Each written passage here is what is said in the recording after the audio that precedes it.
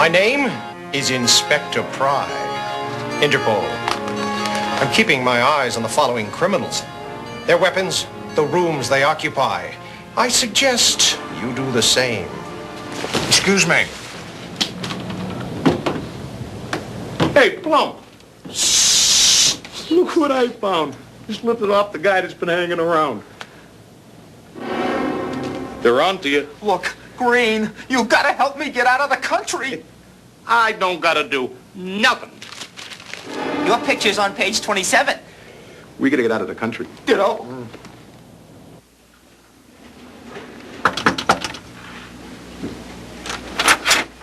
Yes? Do you want me to turn down the bed? Why? Is it too loud? Oh. Switch on the radio, dear. When will you be leaving us, ma'am? On the very next flight. And now the news. Police believe they are closing in on the whereabouts of the notorious Mrs. White. Maybe we can share a cab. Good idea.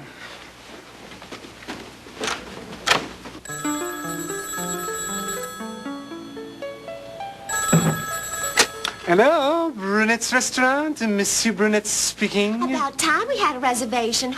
You know, this idea of going straight... Shh. I'm afraid there is no brunette here. No. I said Hilda. Yeah, this is Monsieur Brunhilde. Sorry, wrong number. What's up, sugar? Internal revenue. I told you we shouldn't have filed last year. Miss Peach, shut up and pack. Con games weren't good enough for you. No, it's time to go straight. I made a mistake. Shoot me. Later, I gotta pack.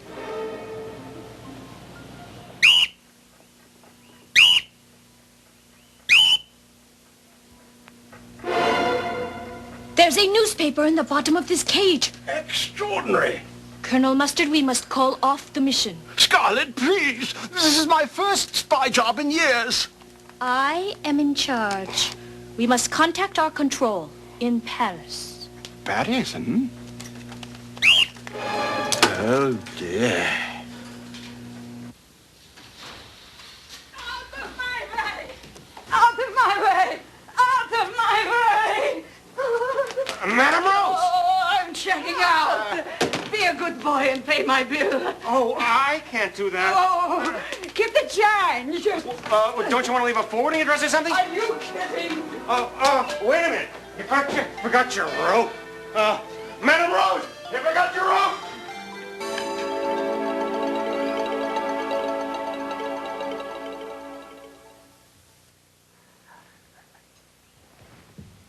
Hello again, and welcome to Parker Brothers VCR clue game, Murder in Disguise. The object of the game is to discover who are the murderers and victims, the room in which each murder took place, and which weapon was used. Let's start with an introductory game. The detective fact sheet will help you keep track of what you learned. So, everybody, take one now. I said everybody. Okay. First off, let's ignore the section on the left that says players. That's my favorite part of the game, but we'll save that till later. We're going to play game one. So let's look it up in the case book. It says here we have 3 murders. That's 3 victims, 3 different murderers, 3 rooms, and 3 weapons. That means to win the game, you must complete the first 3 lines of this accusation. And to do that, you need clues. There are 3 decks of clue cards and 10 suspect picture cards. For this game, we'll use the blue clue cards only. Put all the other cards away. I'll explain them later. Now, deal out 3 cards to each player. Stop the tape until you finish dealing.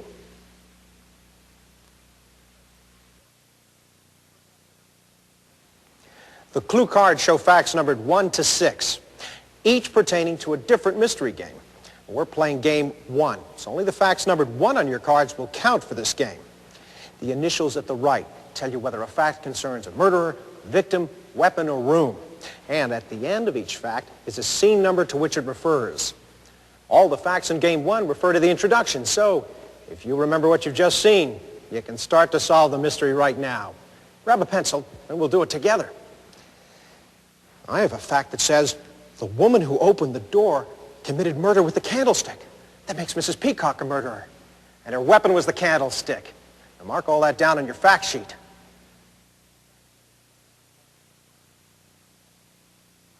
Let's try another.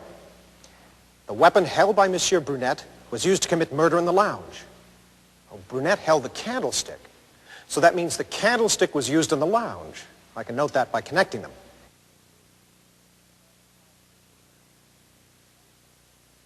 But if I know that Peacock used the candlestick and the candlestick was used in the lounge, Mrs. Peacock killed someone in the lounge. I can enter all that right here in the accusation.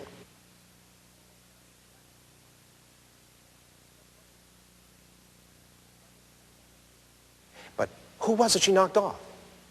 Another fact. The man who held up the papers died in the room with the birdcage. Plum had the papers, so he's a victim. But where was that birdcage? I'll make a note till I recall. That's it, the lounge. Plum died in the lounge. Now that makes him Peacock's victim. And we've solved one of the 3 murders in this game. Take a few minutes now to read the facts on your clue cards. See what you can learn about the other 2 murders. And note it down on your fact sheet. Don't worry if you can't remember everything. You'll get a chance to see the scene again.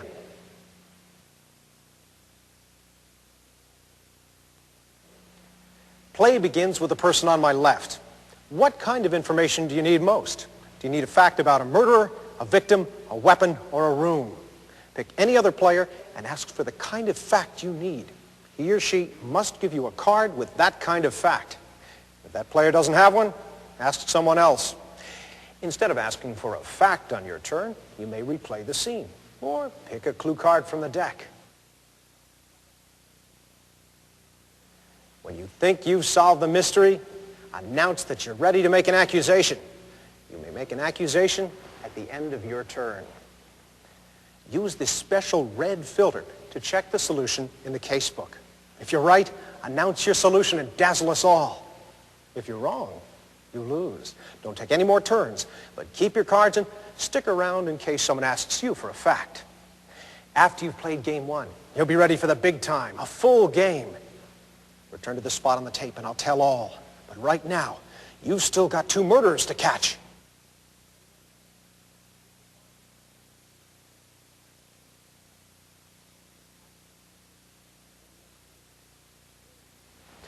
Now you're ready for a full game. Select a game from the casebook.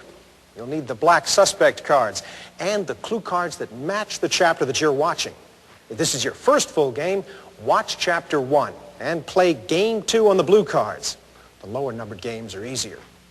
To play a full game, each of you will be one of the suspects. And to win the game, you must find out not only who done it, but who's who.